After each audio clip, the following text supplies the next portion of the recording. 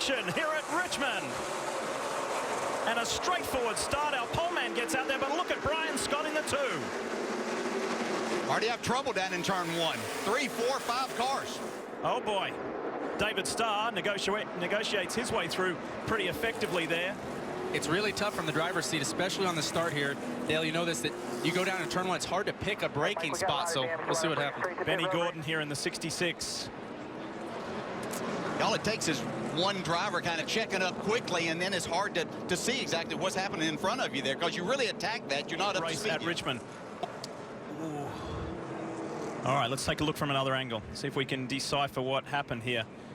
You certainly have to think that there might have been, well, I was going to say contact, but that doesn't look like contact. That's pretty late to, to start. It's so tough, guys. That car, the 66 car, was already turned all the way around, basically, so. Yeah, a little bit. Yeah, maybe there was some there. David Starr getting into Benny Gordon. Yeah.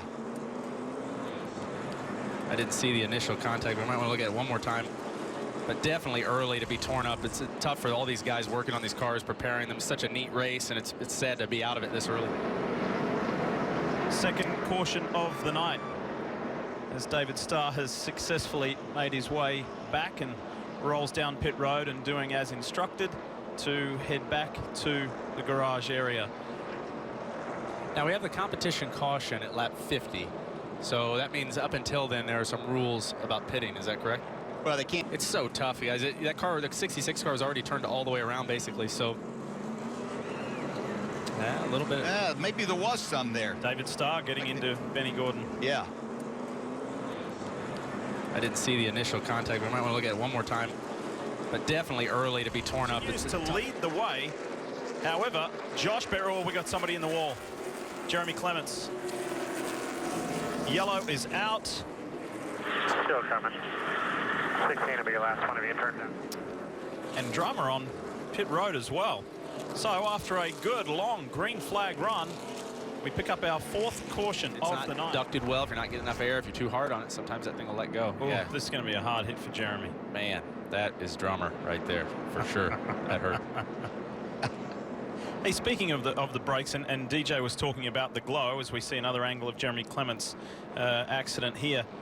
Most you're in sync with your spotter all the time, every lap, but in relation to that, hey, you got a good glow on them, or it's looking too much. There's that, holding hands with your spotter on that. Yeah, and your spotter will help you a bunch with that. As we watch this replay from Suarez's in-car, Clements just gets in there, and you could see that thing just. There's nothing he could do there. If your crew chief, especially if you're in a good position down into turn 1, if he's sitting on the box and he can watch you enter the corner, they can talk to you a lot about your brake rotors, and I think that's good information to have as a driver. As you would have seen with NASCAR non-stop, unfortunately, Hermie Sadler was the cause of the 5th caution of the evening. This is what happened to Hermie.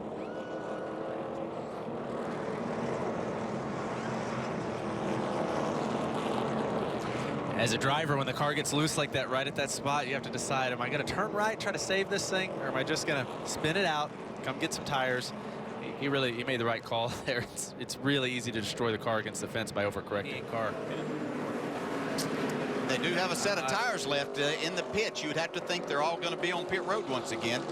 What a shame for Ryan Truex. He was having a really solid run just outside the top 10. He had got as high as 11th. He was running 13th at the time of this. Hadn't been in a car for almost a year. That's a tough way to end the night. He did a great job leading up to it. Looks like they might have had a failure of some sort. I know you were busy on the Cup side of things, but he qualified well this afternoon, qualified 15th, and he said, well, just see how it goes, but it's so good to be back in a car, and was doing a really nice job. I talked to his car chief, Daryl Morrow. They were really hoping for something great tonight. Looks like something might have cut the tire or something, but those guys did a great job coming here and putting on a good show and having a good run for their team, for their sponsors. Yeah, enough laps that, as you pointed out, when your car's not handling, you have to use a little more brake. Could have melted that bead. You don't usually see tire failures, but something could have broke too.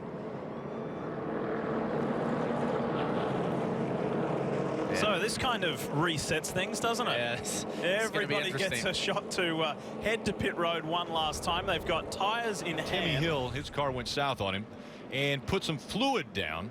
And so we saw multiple cars sliding up the racetrack. You know, we have a great view right here from Denny Hamlin's car. You can see the 31. See him drive in the corner. Watch the back end come around on him. He's loose in the oil. 78 behind him. He got loose. The 31 was able not to get in the wall. 78 had to chase his up the racetrack, and he ended up making contact. 25th all the way up to third. As up, caution on the track. 46 goes around. That's Michael Annette. He'll bring out the third caution. Happened on the backstretch. We hit pretty hard. The 23, I'm sure you know. We're smoking hard here. Go to the bottom here. Go to the bottom. Go to the bottom. Coming to you guys. He is on pit road. A lot of damage to the right side of that car. We're going to have to go to the garage. We're going to have to go to the garage. Got a lot of damage here. Right here you see behind both cars of Jeb Burton and Michael McDowell. Michael McDowell gets into the 23, moves him up the racetrack. They come off somewhat 3 wide. And then Jeb Burton doesn't look like he carries it all the way out to the wall. Kind of runs maybe a half a groove off the wall. Maybe didn't know the 26 or the 46, excuse me, was back there. That's a Richmond type incident. You know Jeb knows the 95 is there. He doesn't go all the way up to the wall, but the 46 also comes all the way up. That's short track racing, and the 46 is going to be disappointed with Jeb Burton. Jeb's going to feel that he gave him enough room, but you see right there, Jeb's about 2 or 3 feet off the wall. Nothing wrong with that, except Michael Annette was assuming he was going to have those 2 or 3 feet. They come in contact, and that's a hard place to hit here at Richmond. You see the soft wall absorbing the impact. That, you know, angle of that wall can be a hard place to hit. Jeff Gordon hit there years ago with no soft wall. Richmond, just like a lot of tracks we've seen this year, doing a great job continuing to add soft wall. Anywhere you can make contact, they're trying to cover. And the safety truck getting the debris off of the track. Actually involved in a little bit of an incident. The 95 hits the safety truck.